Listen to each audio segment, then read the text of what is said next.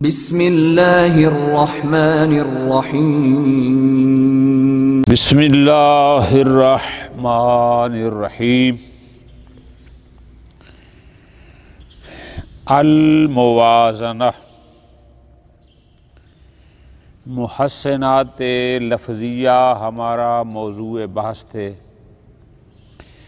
محسنات لفظیہ میں 5ویں نمبر پر جس کو صاحب جواہر ذکر فرما رہے ہیں وہ ہے الموازنہ۔ ہم وزن ہونا مفعلہ۔ موازنہ کیا ہے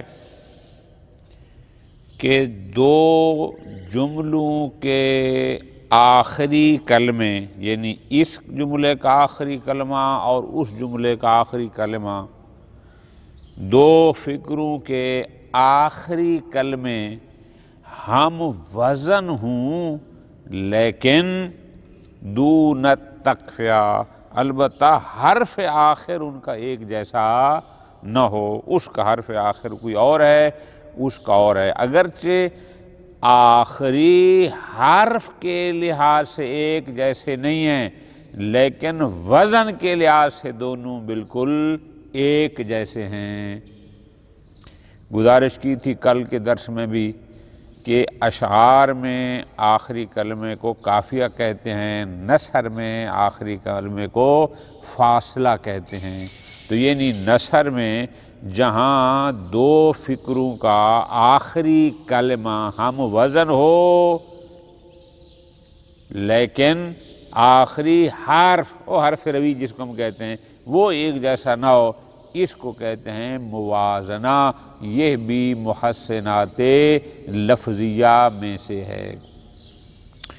الموازنہ ہی تساوی الفاصلتین فی الوزن، کہ دو کلموں کا فاصلہ یعنی نثر میں استعمال ہونے والا فکرے کا آخری کلمہ، کہ دو کلمے وزن میں تو مساوی ہیں، ایک جیسے ہیں، ابھی شاہد پڑھتے ہیں، دون تکفیہ، البتہ آخری حرف وہ ایک جیسا نہیں ہے۔ مثلا قرآن مجید کی یہ آیت مجیدہ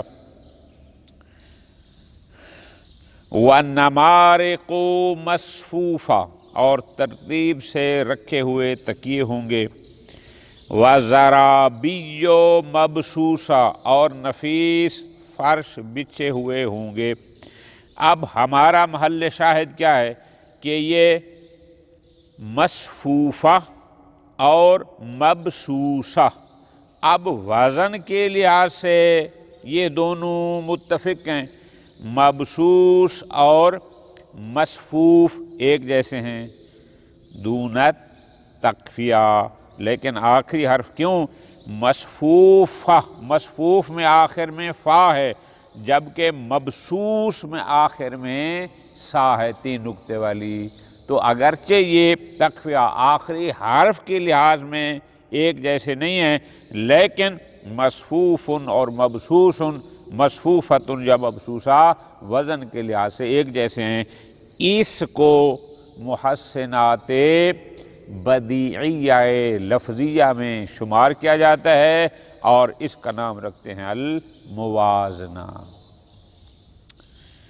السادس، چھٹا، محسنات لفظیہ میں چھٹے نمبر پر جس کو ذکر فرمایا گیا وہ ہے الترصیع۔ ترصیع کیا ہے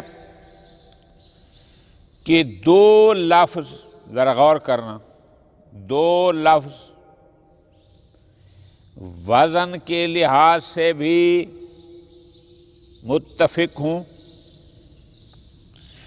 اور آخر کے لحاظ سے بھی متفق ہوں یا قریب قریب ہوں۔ کیا مطلب؟ ایک تو ہو گیا نا ان کا وزن، کہ اس لفظ کا وزن اور اس لفظ کا وزن، اس جملے کا جو آخری لفظ ہے اس کا وزن اور اس کا لفظ کا وزن، دونوں وزن میں دونوں لفظ ہم وزن ہیں، ایک بات ہو گئی۔ دوسری بات کیا ہو گئی؟ وہ ہے توافق الاعجاز، یعنی آخر میں جو کچھ اس کے آخر میں جو آخری حروف ہیں اس کے آخری حروف بھی وہی ہیں، یا 100% متفق ہیں، او تقارب، یا یہ ہے کہ نہیں قریب قریب ہیں، 100% تو نہیں ہے لیکن پڑھنے میں بالکل ایک جیسے محسوس ہوتے ہیں، قریب قریب ہیں، بالکل آسان سی بات ہے۔ الترصیع، ترصیع کیا ہے؟ محسنات بدیعیہ لفظیہ میں 7ویں نمبر پر ہے الترصیع، توازن الالفاظ، کہ دو لفظ ہم وزن ہوں، ایک مع توافق الاجار، جبکہ ان کا آخر اس میں بھی دونوں موافق ہوں، یعنی اس کے آخر میں جیسے ایک حرف یا دو حرف ہیں اس کے بھی وہی ہوں، یا موافق ہوں، او تقاربہا، یا اگر موافق نہیں ہے تو قریب قریب ضرور ہیں۔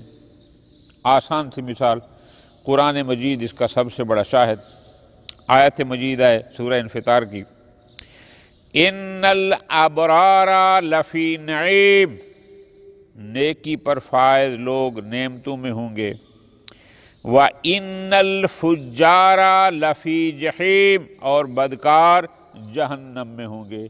اب ذرا غور کرو آگا، نعیم اور جہیم، نعیم اور جہیم لفظاً ہم وزن ہیں، اور نعیم کے آخر میں بھی یا اور میم ہے، جہیم کے آخر میں بھی یا اور میم ہے، یہ ہو گیا توافق الاعجاز۔ ومثال التقارب، چلو موافق نہیں ہے لیکن ملتے جلتے ہیں، پڑھنے میں ایسے محسوس ہوتے ہیں جیسے ایک جیسے ہوں، قریب قریب ہیں، یہ آیت مجیدہ ہے سورہ صافات، وَآتَيْنَاهُمَ الْكِتَابَ الْمُسْتَبِينَ، ہم نے ان دونوں کو روشن کتاب دی، وَهَدَيْنَاهُمَ الصِّرَاطَ الْمُسْتَقِيمَ، اور ان دونوں کو سیدھا راستہ ہم نے دکھایا۔ محل شاہد ہے کس میں؟ مستبین اور مستقیم میں، اگرچہ یہ ہم وزن تو ہیں لیکن مستبین کے آخر میں یا اور نون ہے، جبکہ مستقیم کے آخر میں یا اور میم ہے، لیکن مستبین و مستقیم ہیں متقارب، قریب قریب ہیں، یعنی بعید نہیں ہیں۔ خوب، یہ ہوگی آسان سی بات۔ التشریع، 7ویں نمبر پر محسنات لفظیہ میں جس کو بیان فرمایا ہے وہ ہے التشریع۔ ذرا غور کرنا، تشریع کسے کہتے ہیں؟ سوال جواب، ایک شعر ہے جس میں شاعر نے 2 قافیے استعمال کیے ہیں اس انداز میں کہ اگر ان میں سے ایک قافیہ کو ذکر نہ بھی کیا جائے تو بھی معنی پر کوئی فرق نہیں پڑتا۔ لطف لینا آغا جان، گزارش کی تھی، بار بار کئی دفعہ بتا چکے ہیں کہ اشعار میں آخری کلمہ کو قافیہ کہتے ہیں، نثر میں آخری کو فاصلہ کہتے ہیں۔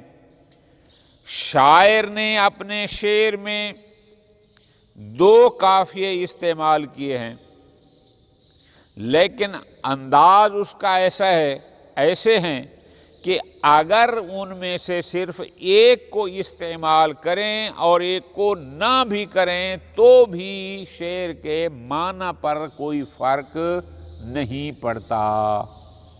اس کو کہتے ہیں التشریع۔ یہ تعریف لکھ لیں، آگے پھر ساری مثالیں ہیں۔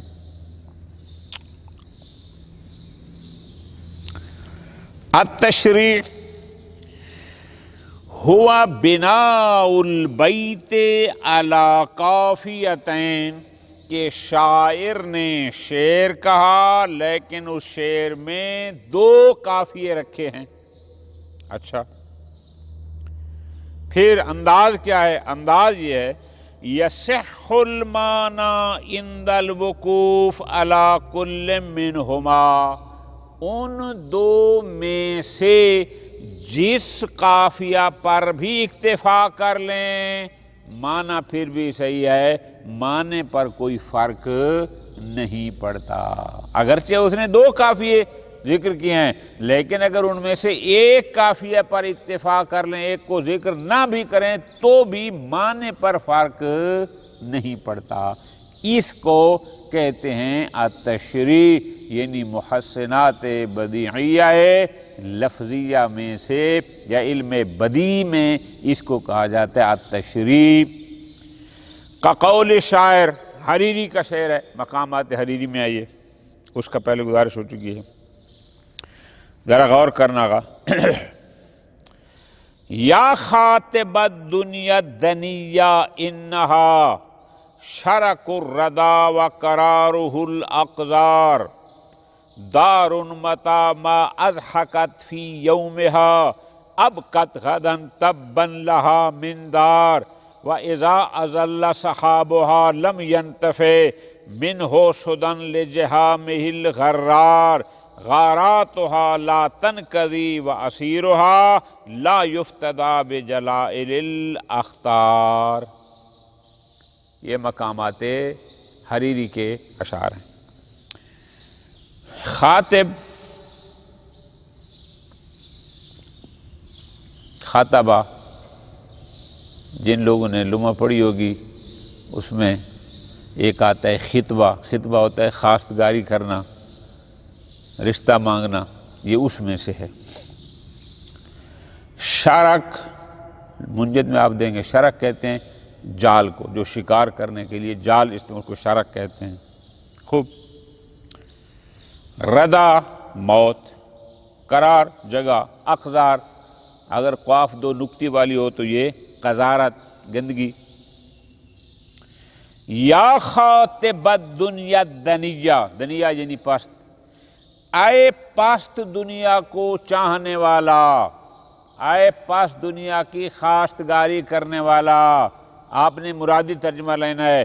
یا خاطب الدنیا الدنیا، اے پست دنیا کو طلب کرنے والا، چاہنے والا، انہا یہ دنیا شرک الردى موت کا جال ہے، وقرارہ اور اس کی جائے گاہ، اس کا مکان، الاقذار قذر سے ہے، گندگی ہے۔ خوب۔ دارن ایسا گھر ہے، دارن ایسا گھر ہے، متا ما اضحکت فی یومہا کہ اگر یہ ایک دن ہنساتی ہے، آگے ہے اب کت غدن دوسرے دن یہ رولاتی ہے، تبا لہا من دارن ایسے گھر سے تب ہلاکت ہو، یعنی مراد کیا ہے کہ اسے نفرین ہو۔ وَإِذَا أَزَلَّ صَحَابُهَا جب اس دنیا کے بادل، صحاب یعنی بادل سایہ کرتے ہیں، لم ينتفع منہ اس سے نفع نہیں اٹھاتا، فائدہ نہیں اٹھاتا، کون؟ سدن، سدن کہتے ہیں جس کو بہت پیاس لگی ہو، یعنی جب اس دنیا کے بادل سایہ افغن ہو جاتے ہیں، لم ينتفع منہ سدن کوئی پیاسا اس سے فائدہ نہیں اٹھاتا۔ وجہ لے جہام ہی، جہام کہتے ہیں ان بادلوں کو جن میں پانی نہیں ہوتا، اس لیے کہ اس کے جو جہام یعنی بغیر بادلوں بغیر پانی والے یہ بادل ہیں، الغرارے جو دھوکہ دیتے ہیں، وہ دیکھ کے سمجھتا ہے کہ بادل آ رہے ہیں، بارش آئے گی، حالانکہ ان بادلوں میں پانی نہیں ہوتا۔ فرماتے ہیں غارات جمع ہے غارہ کی، غارہ کہتے ہیں ہجوم کو، غاراتھا اس دنیا کے ہجوم، یہ چیزیں لا تنقضی ختم نہیں ہوتی، وَأَسِيرُهَا اور اس دنیا کا قیدی، جو اس دنیا کا ایک دفعہ قیدی ہو گیا، لا یفتدیٰ بجلائل الاخطار، جلائل جمع ہے جلیل کی، بڑا، اخطار جمع ہے خطر، خطر یعنی بڑا شے، بمانا اونٹوں کی عربی میں استعمال ہوتا ہے۔ لا یفتدا یعنی اس کو آزاد نہیں کرایا جا سکتا۔ وَأَسِيرُهَا جو دنیا کا اسیر ہے، لا یفتدا اس کو آزاد نہیں کرایا جا سکتا، یا لا یفتدی وہ آزاد نہیں ہو سکتا، بے جلائل الاختار بڑے بڑے فدیے دے کر، یعنی بڑا مال خرچ کر کے بھی وہ پھر اس دنیا سے آزاد نہیں ہو سکتا۔ خوب، اب یہ اشعار ہیں۔ اب یہاں پر ہم نے شاہد آپ کو بتانا ہے کہ کیسے شاعر نے یہاں پر دو کافیوں کا استعمال کیا ہے کہ اگر ہم ایک کو لے لیں اور ایک کو چھوڑ دیں پھر بھی اشعار کے معنی پہ کوئی فرق نہیں پڑتا، معنی پھر بھی صحیح ہے۔ فَتَكُونُ هَذِهِ الْأَبْيَاتُ مِنْ بَحْرِ الْكَامِلِ، عربی میں آقا جان توجہ فرمانی ہے، بلکہ یوں کہوں علوم میں ایک علم کا نام ہے علم العروض۔ علم العروض کے ذریعے در حقیقت اشعار کے اوزان کو، جو شاعر لوگ ہوتے ہیں ان کے وزن کو وہ پہچانتے ہیں کہ آیا یہ شعر صحیح ہے، ہم وزن ہے یا وزن نہیں ہے، یا اس کے وزن پر ہے یا نہیں ہے۔ یہ علم عروض کا کام ہوتا ہے۔ پھر اس میں ہوتا یہ ہے کہ یہ شاعر جو عربی اشعار کہتے ہیں وہ یہ کہتے ہیں کہ ٹوٹل 16 اوزان ہیں، یعنی جو اشعار میں وزن استعمال ہوتے ہیں وہ ٹوٹل 16 ہیں، اور ہر وزن کو بحر کہتے ہیں۔ پھر آگے ان کی قسمیں ہیں، ان قسموں میں ایک قسم کا نام ہے بحر کامل، ایک قسم کا نام ہے بحر مجزو، الاخری اور بھی ہیں، وافر، بسیط، طویل، کچھ 16 اس کے نام انہوں نے ذکر کیے ہیں۔ اب آپ نے اس کو ذرا یہاں ترجمہ لکھ لیا، اب آگے چلیں۔ فَتَكُونُ هَذِهِ الْأَبْيَاتُ مِنْ بَحْرِ الْكَامِلِ، اب یہ شعر اس علم عروض کی روشنی میں اس کے اوزان میں سے اس میں جو وزن استعمال ہوا ہے وہ ہے بحر الکامل، لیکن وَيَصِحُّ أَيْضًا الْوَقْفُ عَلَى الرَّضَا، لیکن یہ بھی صحیح ہے کہ ہم شرک الرضا کے بعد قرارہ الاقدار کو چھوڑ دیں، اب قد غدان کے بعد تباً لہا مدمندار کو چھوڑ دیں، لم ینتفع منہ صدن کو لے کر لے جہاں محل غرار کو چھوڑ دیں، وَأَسِيرُهَا لَا يَفْتَدِي یا لا یفتدا کو رکھ لیں، اور جلائل الاختار کو چھوڑ دیں، معنی پر پھر بھی فرق نہیں پڑتا، یعنی ایک قافیے کو لے لیں اور ایک قافیے کو چھوڑ دیں تو بھی کوئی فرق نہیں پڑتا۔ فَتَكُونُ هَذِهِ الْأَبْيَاتُ مِنْ بَحْرِ الْكَامِلِ وَيَصِحُّ أَيْضًا، اور یہ بھی صحیح ہے کہ ہم وقف کر دیں ردا، غدا، صدا اور یفتدا پر۔ کیوں؟ یہ بھی صحیح ہے چونکہ دو کافی استعمال ہوئے تھے، لیکن جب ہم ان میں سے ایک کافیے کو لیں گے اور ایک کو چھوڑ دیں گے تکون اذا من مجزوء الکامل، تو اس وقت یہ بحر الکامل کی قسم سے نکل آئے گا اور مجزوء الکامل کی قسم میں شمار ہوگا۔ وہ جو 16 قسمیں ہیں اوزان کی، جن میں سے ہر ایک کو بحر کہتے ہیں، ان میں سے پھر یہ بحر الکامل والی قسم سے نکل کر مجزوء الکامل میں شامل ہو جائے گا۔ یہ ایک علیحدہ بحث ہے علم عروض کی۔ خوب، وَتُقْرَأُ هَكَذَا، پھر ہم کیسے پڑھیں گے؟ ہم یوں پڑھیں گے، بالکل آسان۔ یا خاطب الدنیا الدنیا انہا شرک الردا، دار متى ما اضحکت فی یومها ابکت غدا، واذا اذل صحابها لم ينتفع منہ صدا، غاراتها لا تنقضی واسیرها لا یفتدی۔ بالکل آسان، جلا یفتدی۔ وَكَقَوْلِهِ، ایک اور مثال دے رہے ہیں اس کی۔ شاعر کہہ رہا ہے، جس بادشاہ کی تعریف کر رہا ہے، ممدوح کہہ رہا ہے، یا ایھا الملک، اے بادشاہ، الذی اما الورا، جس کی بادشاہی ساری مخلوق پر ہے، یعنی بہت وسیع بادشاہی ہے۔ ما فی الکرام لہ نذیر، کرام میں، کریم سخی لوگوں میں اس کی کوئی نظیر، کوئی مثال ما ینظر نظر نہیں آتی، کہ سخیوں میں اس کی کوئی مثال نظر نہیں آتی۔ آگے کہتا ہے لو کان مثلک آخر فی عصرنا، اگر ہمارے زمانے تیرے جیسا کوئی اور بھی ہوتا، ما کان فی الدنیا فقیر معسر، تو دنیا میں کوئی بھی فقیر معسر تنگ دست نہ رہتا۔ ٹھیک ہے جی۔ اب یہاں پر اس نے کیا کیا ہے فرماتے ہیں، اب اس نے دو کافی استعمال کیے ہیں، نذیر، ینذر، فقیر اور موسر۔ یمکن ان یقال ایضا فی ہذین البیتین، اب ان اشعار کو اگر یوں پڑھا جائے کہ ایک کافیے پر اکتفا کیا جائے اور ایک کو چھوڑ دیا جائے تو بھی معنی پر کوئی فرق نہیں، معنی پھر بھی صحیح ہے۔ مثلا اگر ہم یوں پڑھتے ہیں یا ایھا الملک الذی ما فی الکرام لہ نذیر لو کان مثلک آخر ما کان فی الدنیا فقیر، یعنی وہ ینظر اور موسر جو دوسرا قافیہ تھا اس کو نہ بھی پڑھیں، ایک پر اکتفا کریں، معنی پر پھر بھی کوئی فرق نہیں پڑتا۔ ٹھیک ہو گیا جی۔ الثامن،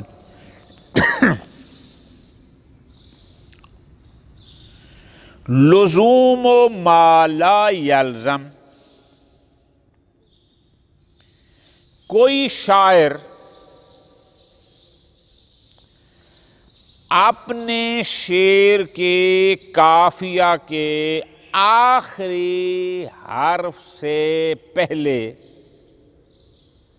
جو حرف استعمال کرتا ہے وہ دوسرے شعر کے قافیہ کے آخری حرف سے پہلے بھی ویسا ہی حرف استعمال کرے، اس کو محسنات بدیعیہ میں نام دیا جاتا ہے لزوم ما لا یلزم، یعنی جو چیز ضروری نہیں تھی وہ اس کو ضروری کرے۔ چونکہ بڑا مشکل کام ہے کہ ایک شعر اوپر لکھا، ایک نیچے لکھا، اس شعر کا جو قافیہ ہے، جو دونوں اشعار کا قافیہ ہے، ان قافیوں کا جو آخری حرف ہے اس حرف سے پہلے بھی دونوں قافیوں میں ایک جیسا حرف استعمال کرے، یہ بڑا مشکل کام ہے۔ اس کو کہتے ہیں لزوم ما لا یلزم۔ یہ باتیں کئی دفعہ گزارش کی ہیں، اشعار کے آخری کلمے کو قافیہ کہا جاتا ہے اور اس کلمے کے آخری حرف کو حرف روی کہا جاتا ہے، نثر میں آخری کلمے کو فاصلہ کہا جاتا ہے، کہا تھا نا۔ خوب، اب فرماتے ہیں لزوم ما لا یلزم، کہ ایک شاعر اپنے اشعار میں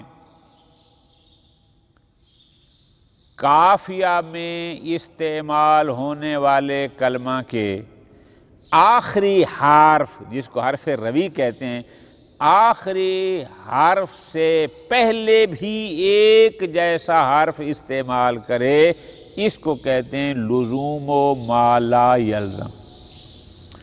یا کوئی نثر نگار جو نثر لکھ رہا ہے، دو فقرے لکھے، دونوں فقروں کے آخری کلمہ جس کو فاصلہ کہتے ہیں، اس آخری کلمہ کے آخری حرف سے پہلے بھی ایک جیسا حرف استعمال کرے، اس کو کہا جاتا ہے لزوم ما لا یلزم۔ اس کو لکھ لیں، بالکل آسان، مثالیں بڑی واضح ہیں۔ محسنات بدیعیہ لفظیہ میں سے 8ویں نمبر پر جو ذکر ہوا وہ ہے لزوم ما لا یلزم۔ توجہ فرمانی آقا جان۔ اچھا،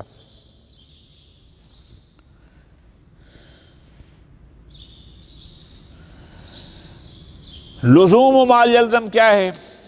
ان یجیہ قبل حرف روی من القافیہ، اگر اشعار ہیں تو شعر کے آخری کلمے کو قافیہ کہتے ہیں۔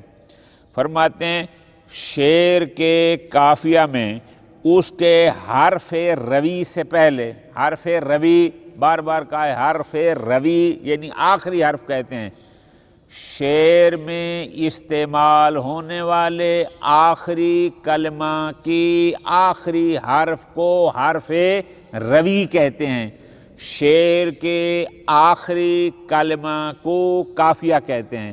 اب آپ لطف لیں کہ اگر شعر کے قافیہ میں حرف روی سے پہلے او ما فی معناہ من الفاصلہ یا نثر نگار ہے، نثر میں جو جملہ جو فقرہ لکھا جاتا ہے اس کے آخری کلمہ کو فاصلہ کہتے ہیں، تو اب اس فاصلہ کے آخری حرف سے پہلے اب حرف روی عام طور پر اشعار میں استعمال ہوتا ہے، اس لیے انہوں نے کہا نا کہ وہ حرف روی ہو، اگر وہ شعر کے قافیے کا آخری حرف ہوگا تو وہ یقیناً حرف روی ہے۔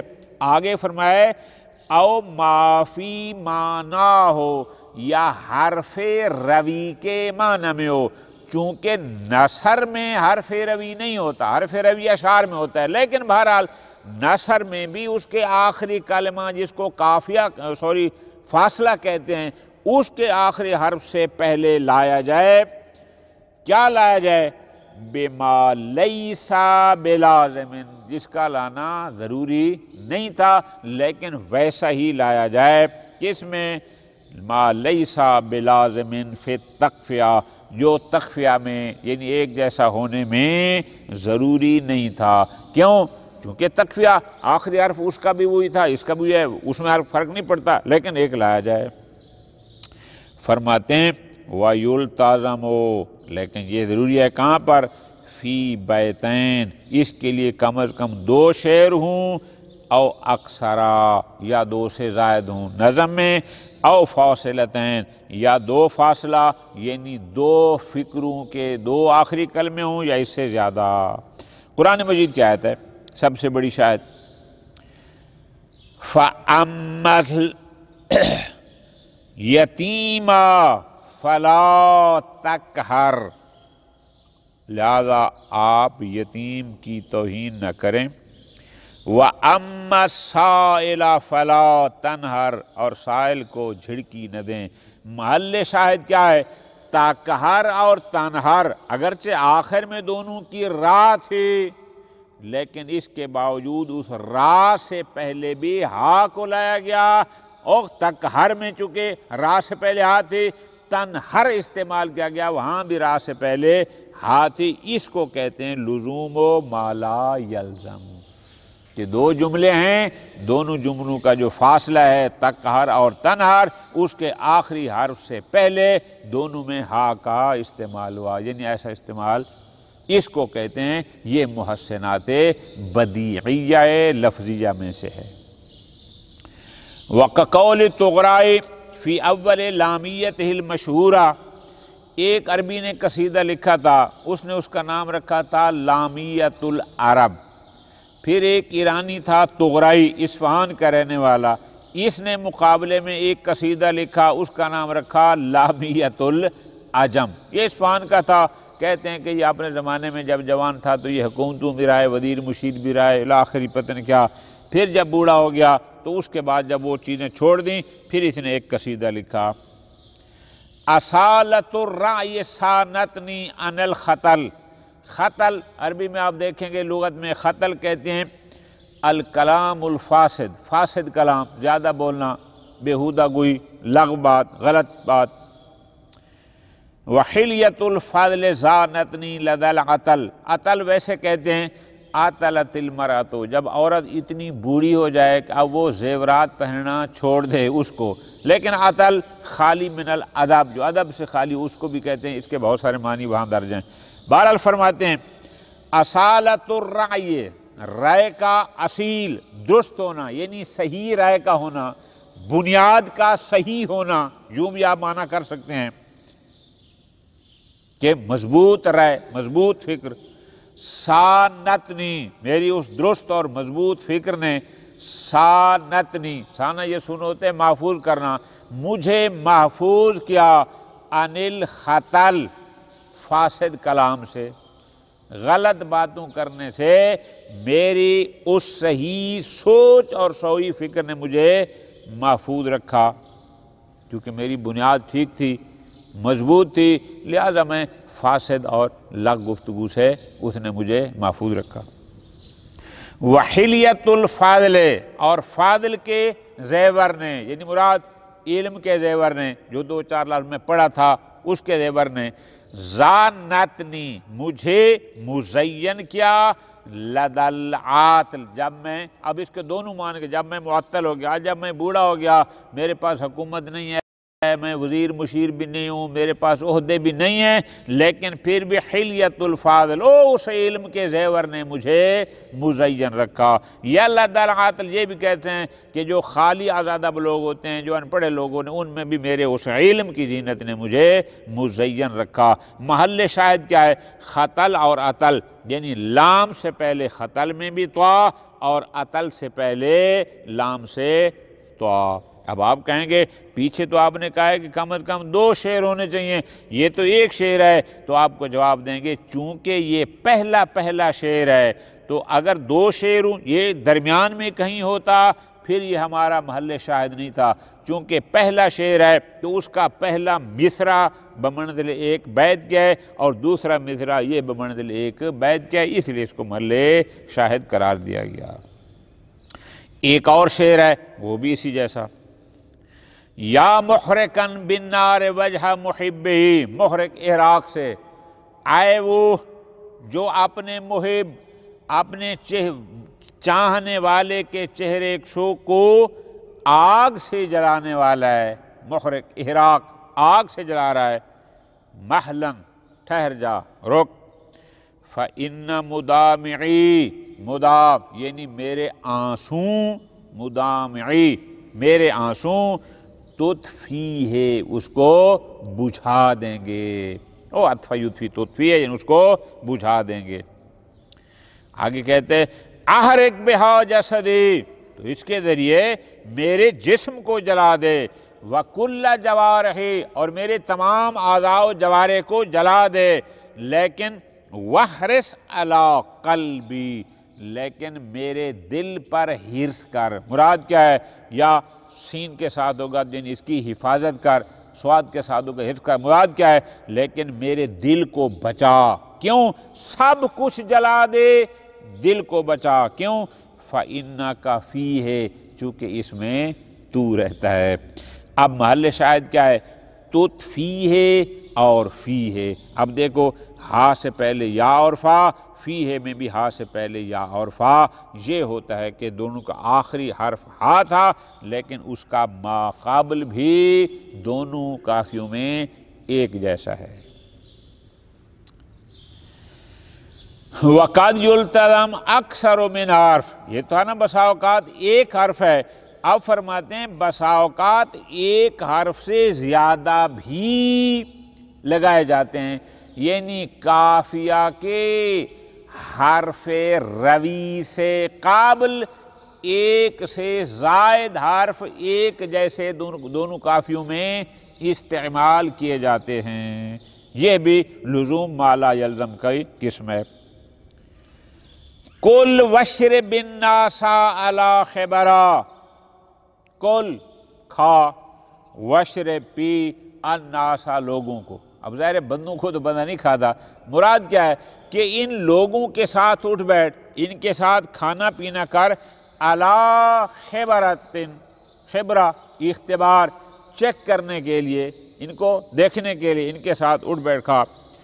فَهُمْ يَمَرُّونَ، بعد نے یہ لکھا ہے فَهُمْ، یہ لوگ، يَمَرُّونَ، مار یعنی یہ لوگ تلخ ہیں، وَلَا يَعْزِبُونَ، یہ میٹھے نہیں ہیں، بعد نے لکھا ہے فَهُمْ يَمُرُّونَ، یہ گزر جاتے ہیں، وَلَا يَعْزِبُونَ، اور یہ پلاتے نہیں ہیں۔ بہرحال جو بھی وہ معنی درست ہے، فَهُمْ يَمَرُّونَ کریں کہ یہ تلخ ہیں، وَلَا يَعْزِبُونَ، یہ لوگ آج ٹھنڈے یعنی میٹھے نہیں ہیں، خوشگوار نہیں ہیں۔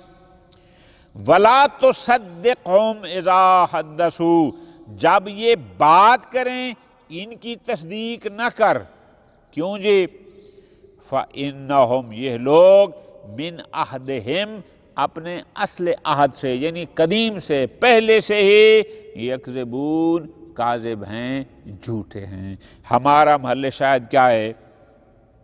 یعذبون اور یکذبون۔ اب دیکھو یعذبون اور یکذبون، اب نون سے پہلے وہاں بھی واو ہے اور با ہے اور زال ہے، یکذبون میں بھی نون سے پہلے واو ہے، با ہے اور زال ہے۔ وصلی اللہ علی محمد و آل محمد۔